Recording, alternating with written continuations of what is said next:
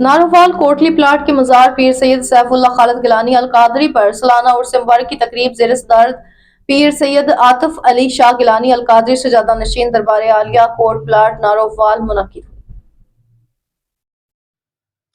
جس کے متنظم اعلیٰ پروفیسر پیر ظہیر احمد جلالی تھے، جس میں اے آر گورایا بانی اور قائد مرکزی چیئرمین آل پاکستان لمبردارز ایسوسی ایشن رجسٹرڈ صاحبزادہ اعظم حبیب ظفروال، حافظ اصغر علی طور لمبردار فتور ممبر سپریم کونسل پاکستان ایپلا، چودھری لیاقت علی واہلہ لمبردار چندووال، نائب صدر ضلع نارووال چودھری محمد سرور لمبردار، نائب صدر تحصیل نارووال سید بشارت علی شاہ گیلانی لمبردار ویرو کے، نائب صدر تحصیل ظفروال چودھری جاوید صفدر کاہلو، سابق ضلعی ناظم Narowal Chaudhry Falak Sher Kahlon advocate, Chaudhry Shamshad Ali Malai advocate high court, Chaudhry Altaf Goraya general secretary انجمن جٹا نارووال،